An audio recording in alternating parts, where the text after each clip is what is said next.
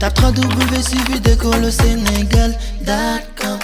À école au Sénégal, c'est facile, tu n'as qu'à te connecter. Tape école au Sénégal, les leçons sont beaucoup plus détaillées.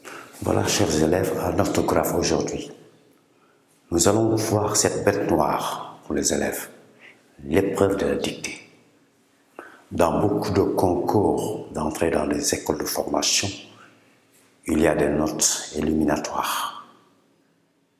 Et la plupart des élèves sont éliminés à partir de l'épreuve de la dictée.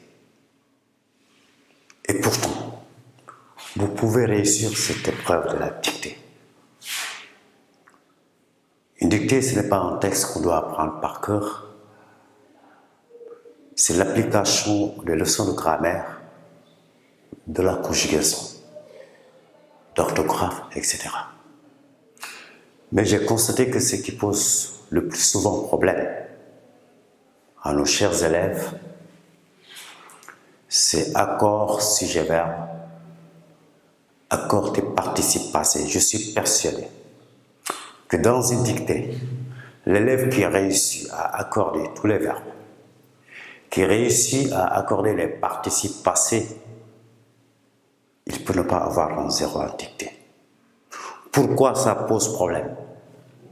Parce que généralement, les dictées sont des textes extraits des œuvres, des romans. Et que dans un roman, on raconte avec quel temps, le texte narratif est fait avec l'imparfait et le passé simple. Et cet imparfait ressemble au participe passé. Donc ce qui vous pose problème, c'est la terminaison et. Cette terminaison et peut être l'imparfait de l'éducatif. AS, j'étais parti.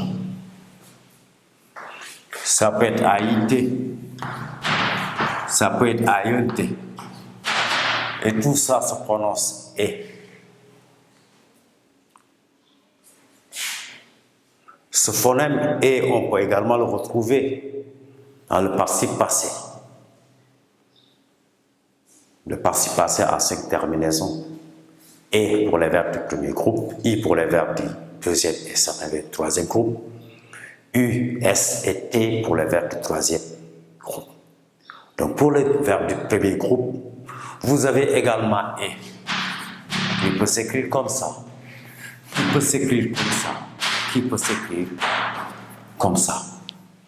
Tout ça se prononce et.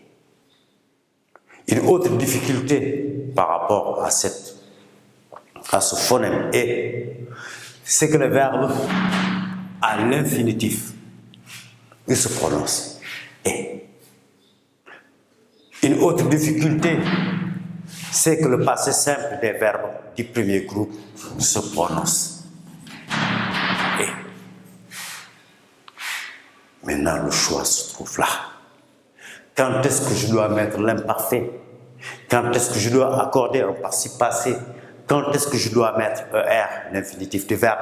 Quand est-ce que je dois mettre le passé simple?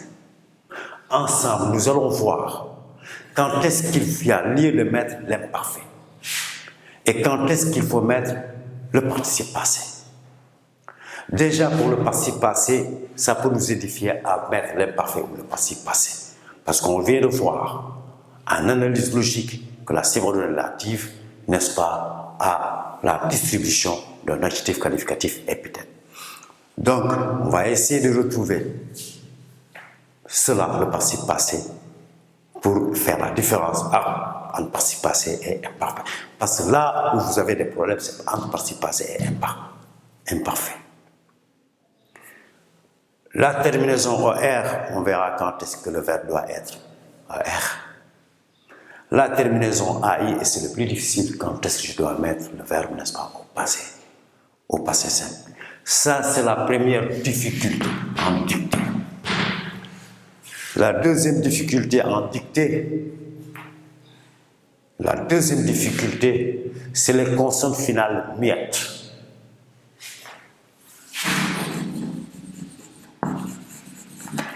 Il brisa la porte avec fracas.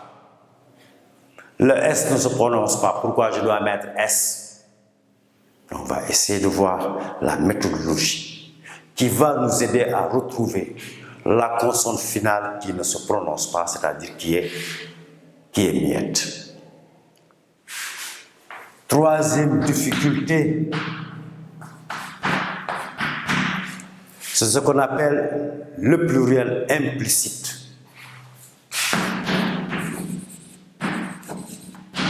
Pluriel implicite. Un pluriel qui ne se base pas sur, n'est-ce pas, des règles, d'accord. Mais c'est notre bon sens qui va nous mener à mettre ce mot-là au pluriel. Et nous l'avons dans cette dictée. On va voir ça. Donc, chers élèves, voilà vos difficultés en orthographe, en dictée. Mais la première difficulté, c'est quoi? C'est d'avoir confiance en soi. Il y a des élèves, avant de faire la dictée, ils se disent, bon, de toute façon, moi, je vais avoir 0. Cet élève-là, il est battu avant même de combattre. Il ne réfléchit pas. En français, on n'écrit rien par hasard. Il n'y a pas de hasard. Tout ce que l'on écrit, on doit pouvoir, n'est-ce pas, le justifier. On va commencer donc par la première difficulté. La première difficulté, c'est l'imparfait ou participe passé. Imparfait ou participe passé.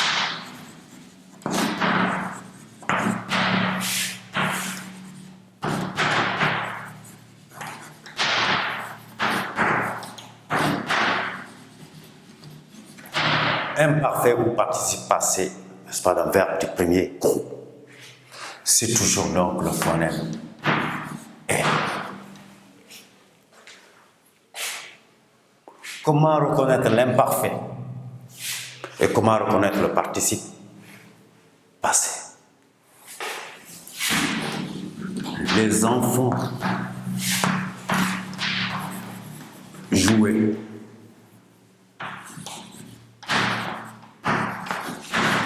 Dans la cour de l'école. Jouer, je l'écris A-I-E-N-T. Pourquoi? Parce que jouer, je ne peux pas le remplacer par une subordonnée relative. Puisque je ne peux pas le remplacer par une subordonnée relative, c'est un verbe conjugué. Je mets l'imparfait. Je donne un autre exemple. Les enfants, virgule, épuisés, se sont endormis. Les enfants épuisés se sont endormis. Épuisé, si je mets A-I-E-N-T, ça n'a pas de sens. Pourquoi je dois mettre épuisé, E accent aigu, S? Parce qu'épuisé, je peux le remplacer par une subordonnée relative. Cela veut dire qu'à chaque fois que j'ai le son « et », si j'ai la possibilité de remplacer le mot par une subordonnée relative, j'ai un participe passé et non un verbe conjugué. Les enfants jouaient dans la cour, je ne peux pas dire les enfants qui sont joués dans la cour, ça n'a pas de sens. C'est un verbe conjugué. Les enfants épuisés se sont endormis, je peux bel et bien dire les enfants qui sont épuisés se sont endormis. Donc épuisé est un participe passé. Voilà donc première difficulté. Quand vous avez une dictée, ne faites pas de brouillon pour la dictée.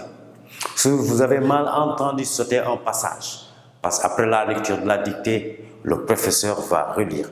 Il va donner la parole à 2, 3 élèves pour qu'ils relisent, parce que peut-être sa position ne permet pas aux autres élèves de bien entendre. Et ensuite, il va redonner 5 minutes. Ces 5 minutes servent à revoir l'accord du participe passé et le verbe conjugué. Ces 5 minutes-là ne servent pas à recopier la dictée. Vous recopiez, vous allez sauter des mots parce que vous allez recopier dans la précipitation et vous allez sauter des mots. Au moment où les élèves réfléchissent, n'est-ce pas, pour amoindrir les erreurs, vous êtes en train de recopier. C'est pourquoi j'ai l'habitude de dire à mes élèves qu'il ne faut pas faire un brouillon pour la dictée, parce que la dictée, la présentation n'est pas notée, c'est en rédaction ou en dissertation où la présentation est notée. Très bien, donc je continue. Ça, c'est la première difficulté. Deuxième difficulté,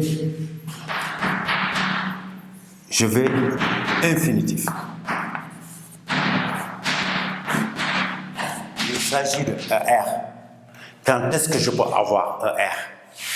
J'ai une dictée et il y a des verbes qui doivent être à l'infinitif, des verbes du premier groupe. La première règle dit que quand deux verbes se suivent, le second se met à l'infinitif. Mais la règle ne dit pas que quand deux verbes sont collés, le second se met à l'infinitif. Le verbe qui est à l'infinitif peut être séparé, n'est-ce pas, du verbe conjugué par un groupe nominal, et généralement c'est des compléments circonstanciels qu'on peut déplacer, qu'on peut supprimer sans changer le sens de la phrase. Je peux dire « je veux réellement » avec beaucoup d'amour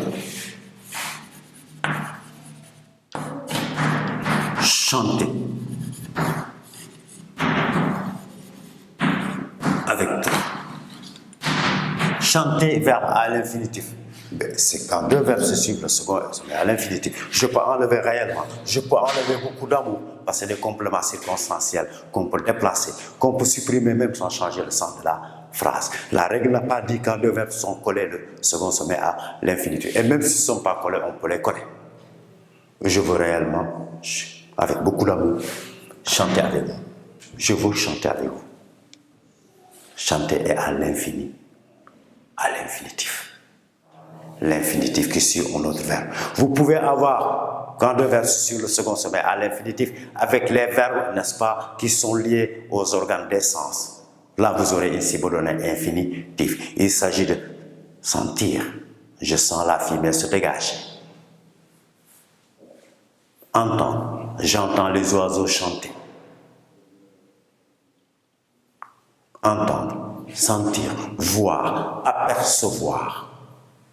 Ce sont des verbes de sensation, des verbes liés aux organes des sens et qui introduisent des subordonnées infinitives avec un verbe à l'infinitif qui a un sujet propre, réellement exprimé. On verra ça dans l'analyse logique, n'est-ce pas, concernant la subordonnée infinitive, puisque là, vous aurez un verbe à l'infinitif. Donc, première difficulté, imparfait. Deuxième difficulté, passé simple. Troisième difficulté, l'infinitif du verbe. Et quatrième difficulté, vous avez AI. Et c'est le plus difficile. C'est plus difficile, mais souvent le passé simple est introduit, n'est-ce pas, par un connecteur. Brusquement, subitement, soudain. Soudain, je parlais à mes parents. Soudain, je parlais à mes parents. Parler AI. Vous pouvez retrouver AI également si dans la phrase vous avez une conjonction de coordination et que le second verbe, n'est-ce pas, est un verbe du deuxième ou du troisième groupe. Je parlais à mes parents et je sortis rapidement. Je sortis, passé simple, conjonction de coordination, relie deux mots de même nature et de même fonction, relie deux propositions de même nature et de même fonction, relie deux verbes qui sont conjugués, n'est-ce pas, en même temps. À cause de sortie qui est au passé simple, vous allez devoir mettre je parlais au passé simple. Je parlais et je sortis rapidement. Sortir au passé simple à cause de la conjonction de coordination. Parler doit être au passé simple.